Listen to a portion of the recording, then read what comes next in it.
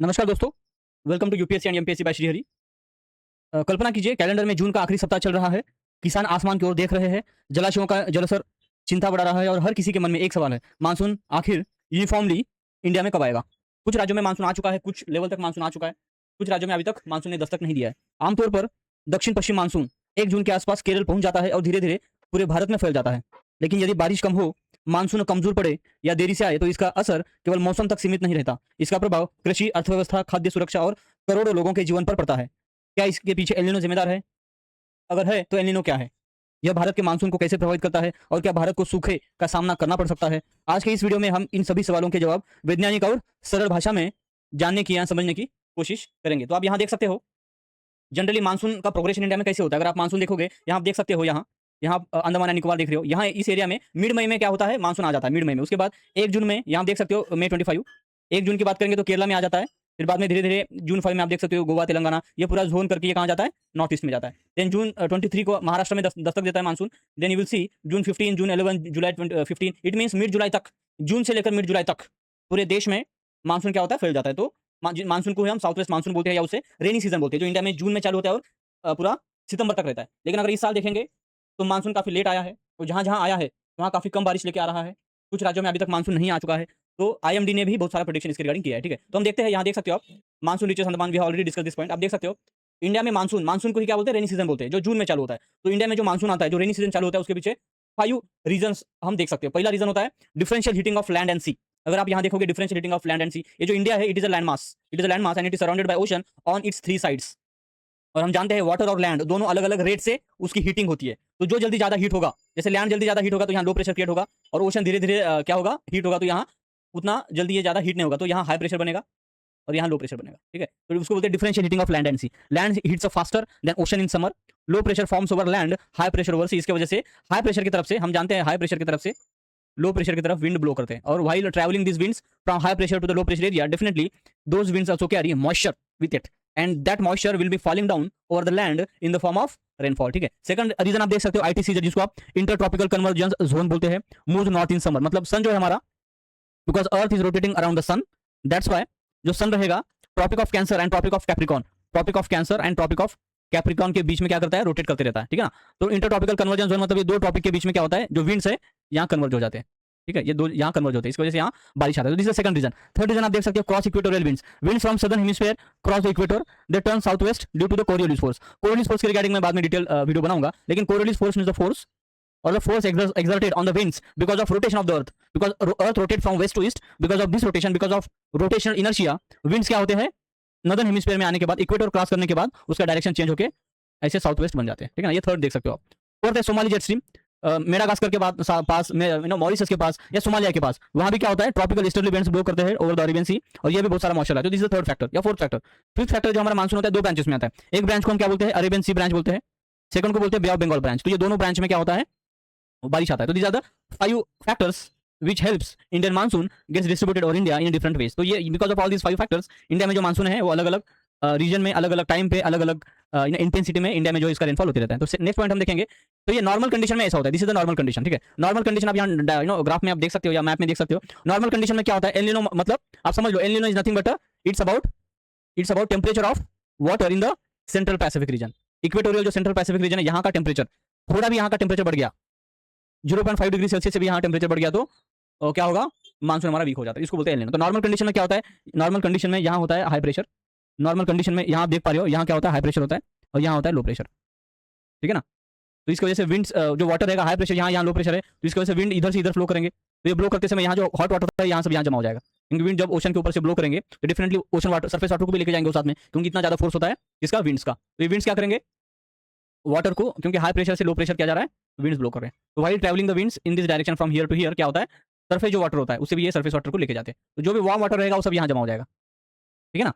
And यहाँ का अगर वार्म वाटर इधर चला गया, मतलब इसके डीप में जो कोल्ड वाटर अपवेल हो जाएगा। तो यहाँ कंटिन्यूअसली हाई प्रेशर बिल्टअप होता रहेगा, यहाँ लो प्रेशर बिल्टअप होता रहेगा, यहाँ लो प्रेशर, इसको यहाँ से इधर विंड ब्लो करेंगे, और यहाँ से इसकी वजह से इंडिया में भी यहाँ बारिश होगा। ये होता है नॉर्मल ईयर, ठीक है ना। ये नॉर्मल ईयर में ऐसा होता है। लेकिन एल नीनो ईयर मतलब ऐसा ईयर जहाँ यहाँ लो प्रेशर बन रहा था, अभी यहाँ इधर लो प्रेशर बनेगा, तो ये सिचुएशन रिवर्स हो जाएगी। यहाँ हाई प्रेशर बनेगा, मतलब यहाँ हाई प्रेशर बनेगा, यहाँ लो प्रेशर बनेगा।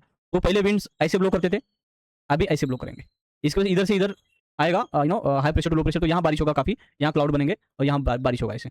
पहले क्या होता था, यहाँ क्लाउड बनते थे, इंडिया के ऊपर क्लाउड बनते थे और यहाँ ऐसे बारिश होता था।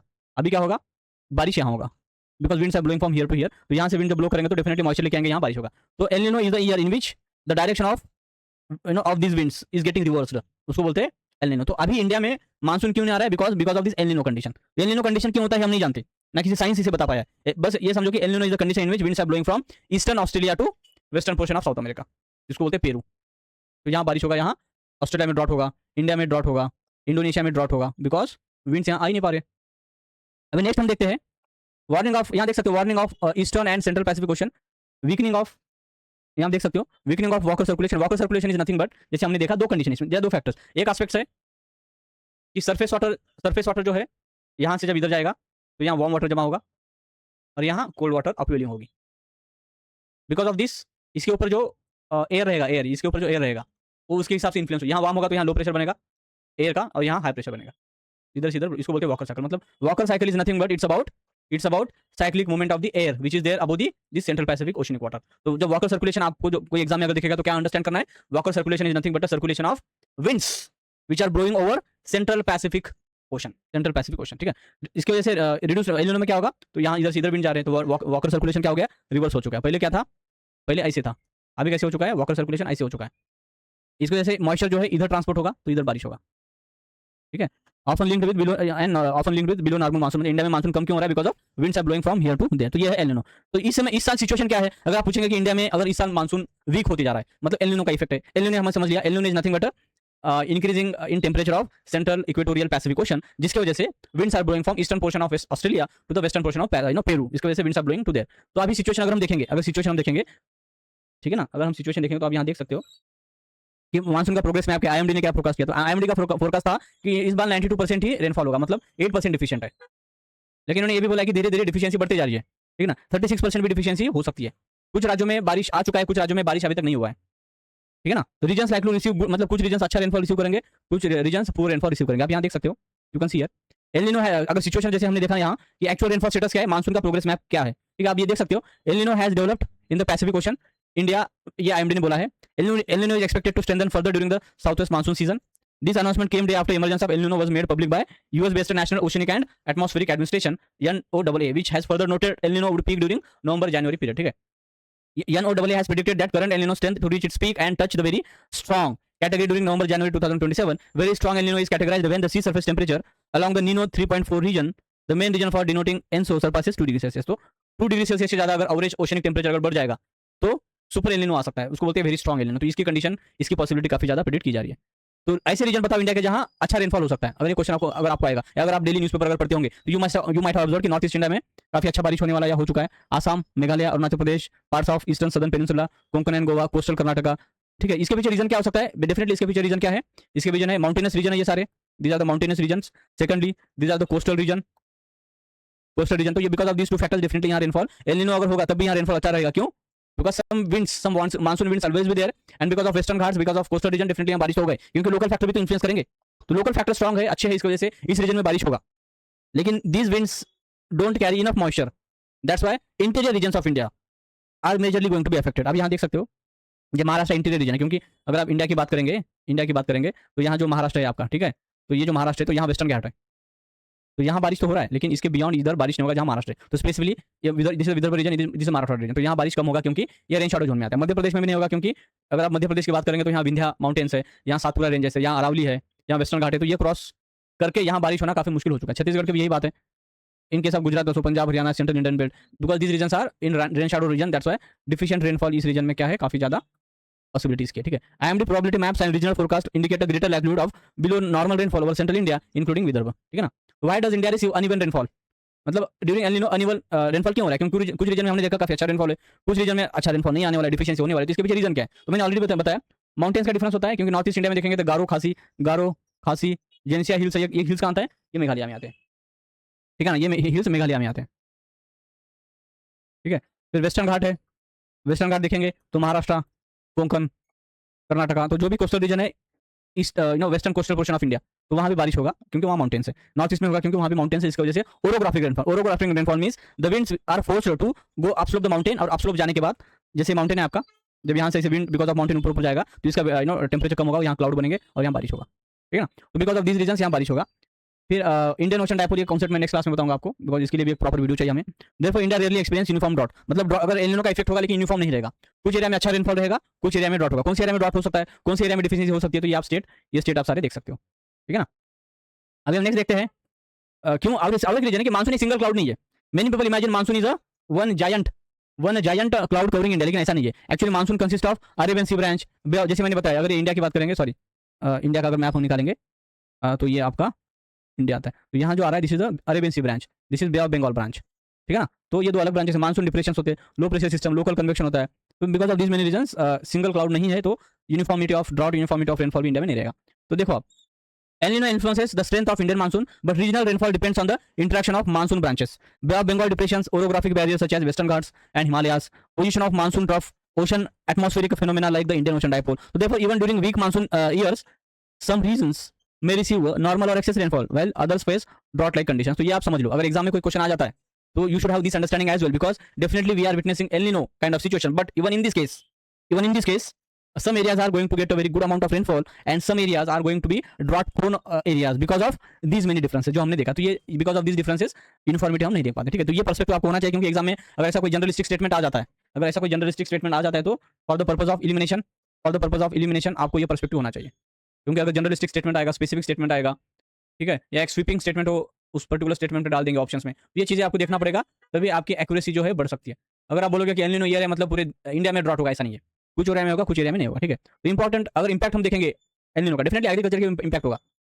जो कोस्टल रीजन है, डेफिनेटली वहाँ रेनफॉल हो रहा है, मतलब ओके, वो कल्टीवेशन करेंगे, अच्छा रेनफॉल पानी मिल रहा है, तो डेफिनेटली वहाँ का जो यील्ड रहेगा अच्छा रहेगा। लेकिन महाराष्ट्र की बात करेंगे, अगर हम महाराष्ट्र की बात करेंगे, गुजरात की बात करेंगे, मध्य प्रदेश की बात करेंगे, पंजाब की बात करेंगे, हरियाणा की बात करेंगे, तो मतलब इंटीरियर पोर्शन अगर हम इंडिया की बात करेंगे तो डेफिनेटली डिफिशिएंट रहेगा। और हम जानते हैं Punjab, Gujarat, Haryana, generally Punjab, Haryana and western Uttar Pradesh, this is the wheat bowl of India, wheat basket of India. अगर वहाँ रेनफॉल अच्छा नहीं होगा तो definitely rice, wheat, various kind of food products, उसका डेफिनेटली यील्ड कम हो जाएगा। तो इंडिया में इन्फ्लेशन के चांसेस हो सकते हैं। अगर क्वांटिटी ऑफ प्रोडक्शन कम होगा तो डेफिनेटली प्राइसेस बढ़ जाएंगे, रिजर्वाइज कम हो, क्योंकि हमारे जो डैम्स है, अगर वहाँ रेनफॉल ही नहीं होगा तो डेफिनेटली डैम में जो वाटर है वो कम हो जाएगा, वाटर कम हो जाएगा तो कैनल में पानी कम होगा। जो हाइड्रो इलेक्ट्रिक पावर प्लांट वो भी इलेक्ट्रिसिटी जनरेट नहीं कर पाएंगे, कैनल में पानी का संख्या कम हो जाएगा। ठीक है ना। तो ड्रिंकिंग वाटर का इशू हो सकता है। जैसे इंडिया में, महाराष्ट्र में देखो, deputy chief minister of Maharashtra has declared कि पुणे में एंड मेजर सिटीज में अल्टरनेट डेज पे क्या होगा, पानी होगा, क्योंकि रेनफॉल कम होने की वजह से जो डैम से उसमें पानी कम, there is a less water in the reservoirs. तो हाइड्रोलिक पावर प्लांट का हमने ऑलरेडी देखा। ठीक है। GDP and rural economy affect हो सकती है, क्योंकि एंटायर रूरल इकोनॉमी, अगर रूरल एरिया में अगर बात करेंगे तो around 70% of population still lives in rural areas, और रूरल एरियाज में more than 50% people are still dependent upon the agriculture. अगर एग्रीकल्चर में ही यील्ड कम हो जाएगा तो डेफिनेटली उनका इनकम कम होगा तो वो परचेसिंग कम करेंगे तो डिमांड कम होगी तो डेफिनेटली जो इकोनॉमिक ग्रोथ रहेगा वो कम हो जाएगा। ठीक है ना। तो आप देख सकते हो एग्रीकल्चर क्या होगा, reduce crop production, farmers income कम हो जाएगा। ठीक है ना। फूड इन्फ्लेशन बढ़ सकता है। फिर वाटर रिसोर्सेज की अगर हम बात करेंगे तो reservoir levels will fall, power sector low hydro power generation, industry reduce industrial output, slower GDP growth, rural economy reduce demand, environment की बात करेंगे तो ड्रॉट का रिस्क बढ़ेगा, वाटर एंड वाटर की स्कैरसिटी होगी, urban areas water supply stress, government finances higher relief expenditure. तो ये आप बाद में मैं पीपीटी शेयर कर दूंगा, आप इसे देख लो, या मैं एक पीडीएफ भेज दूंगा, उसे आप देख लो, तो यू विल अंडरस्टैंड कि इसके क्या क्या इफेक्ट है। Because this topic is very important even for the mains perspective also, even for those people who are going to write MPSC mains, for them also Maharashtra के पर्सपेक्टिव से El Nino का impact क्या होगा, महाराष्ट्र के perspective से El Nino का impact क्या होगा, इसे आपको पूछ सकते हैं। तो यू शुड नो कि एल निनो का इंपैक्ट क्या होगा, you should know the concept of El निनो। जब मेंस का क्वेश्चन आएगा एमपीएससी में तो आपको पता होना चाहिए एल निनो क्या है, एल निनो के what is El Nino, why El Nino आता है, थर्डली उसका इंपैक्ट महाराष्ट्र में या इंडिया में क्या होता है। ठीक है। तो ये 3 क्वेश्चन का अगर आपने आंसर दे दिया तो डेफिनेटली आपका आंसर काफी अच्छा हो जाएगा। तो मेंस के क्वेश्चन में आपको प्रॉपर एल निनो का ये डायग्राम भी निकालना है। ये डायग्राम आपको निकालना है कि नॉर्मल ईयर में सेंट्रल इक्वेटोरियल पैसिफिक ओशन में सिचुएशन क्या होता है, एल निनो ईयर में क्या होता है। आपने इंडिया का मैप भी निकालना पड़ेगा और आपको ये भी मैप निकालना पड़ेगा जो आप यहाँ देख पा रहे हो कि प्रोग्रेशन कैसे। अगर आप आंसर लिखोगे definitely your answer would be more impressive your answer. तो इस समय में सिटीजन्स ने क्या करना चाहिए, जो मोदी जी ने ऑलरेडी बोला है, क्या बोला है मोदी जी ने, जो हमारे ऑनरेबल प्राइम मिनिस्टर ने बोला है कि conserve water, prepare for climate risk, मतलब कंजर्व वाटर, हमें वाटर को कंजर्व करना है। तो वाटर क्या करना है, वेस्टेज नहीं करना है, वाटर हमें वेस्टेज नहीं करना है, काफी अच्छे से वाटर का इस्तेमाल करना है, रिसाइकलिंग करनी है वाटर की, सो दैट वाटर रेनफॉल भी कम होगा तो we will not suffer from this El Nino year, right. तो thank you, I hope you understood this entire topic of El Nino. ठीक है ना। तो नेक्स्ट सेशन में हम